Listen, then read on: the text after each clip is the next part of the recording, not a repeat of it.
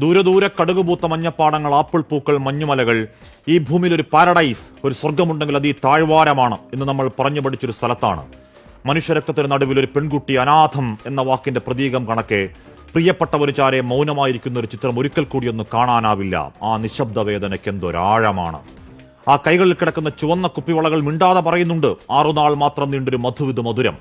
ആർത്തുകരയാൻ പോലും പാങ്ങില്ലാത്ത പകപ്പിൽ, ആ ഇരിപ്പിൽ നിശബ്ദം നിസ്സഹായം ഇടനെഞ്ചിലൂടെ ഹൃദയത്തിന്റെ ആഴത്തിലേക്ക് വിഷം തേച്ച ഇരുമ്പാണികൾ അറഞ്ഞു കയറ്റും പോലെ കൊത്തിവലിക്കുന്നുണ്ട് ആഘാതവേദന. ഈ രാജ്യത്തിന്റെ കൊക്കിന് ജീവനുള്ള കാലത്തോളം മറക്കാവതാണോ? വൈധവ്യങ്ങൾ, പുത്രദുഃഖങ്ങൾ, അനാഥരായ മക്കൾ, ആ 29 പേരുടെ ജീവത്യാഗത്തിന് കാരണക്കാരായ ചെകുത്താന്റെ മക്കൾക്ക് സ്വപ്നത്തിൽ പോലും മാപ്പ് എന്ന വാക്ക് മിണ്ടാവതാണോ, പൊറുക്കാവതാണോ? അന്ന് പത്താൻകോട്ടിൽ, പുൽവാമയിൽ, ഉറിയിൽ, അമർനാഥിൽ, റിയാസിയിലൊക്കെ കുരുതികൾക്ക് ശേഷം പറഞ്ഞ പോലെ അടിച്ചുവെച്ച മട്ടിലാണ് റെഡിമെയ്ഡ് പ്രതികരണം. ഞങ്ങൾക്ക് പങ്കില്ല എന്നാണ് പാകിസ്ഥാന്റെ പറച്ചിൽ. വെറും വ്യാജ വർത്താനം. എന്നിട്ടൊരു അലങ്കാരം പോലെ അയൽ രാജ്യത്തിന് അനുശോചനം. ആർക്ക് വേണമടോ കൊണ്ടുപോയി പുഴുങ്ങി തിന്ന്. നിങ്ങളുടെ ആത്മാർത്ഥതയില്ലാത്ത വെറും വാക്ക് മിസ്റ്റർ ഷഹബാസ് ഷരീഫ് അഥവാ രാജ്യത്തിന്റെ പ്രധാനമന്ത്രി. സൈന്യത്തോട് നേർക്കുനേർ നിൽക്കാൻ ധൈര്യമില്ലാത്ത പേടിത്തൂറികൾ. തോക്കെടുത്ത് നിരായുധരായ സാധാരണക്കാരെ കൊന്നൊടുക്കിയതിന്റെ സൂത്രധാരൻ സൈഫുള്ള കസൂരി ഹാഫിസ് സയ്യിദിന്റെ വലം കൈയാണെങ്കിൽ, ഇന്ത്യ വിരോധം കൊണ്ട് പിഴച്ചു പൊളിച്ച പാക് പട്ടാളത്തിന്റെ തലച്ചോറാണെങ്കിൽ, ISIയുടെ സാമന്തനാണെങ്കിൽ, ഞങ്ങൾക്ക് പങ്കില്ലെന്ന പച്ചക്കള്ളം പാകിസ്ഥാനെ പോയി പള്ളി പറ. മറന്നവരാണ് നിങ്ങൾ. പരാജയത്തിൽ ഉളുപ്പില്ലാതെ മുട്ടുകുത്തി ജീവന് വേണ്ടി തണ്ടിയ മേധാവി നിയാസയെ ഞങ്ങൾ വെറുതെ വിട്ട നാണം കെട്ട ചരിത്രം.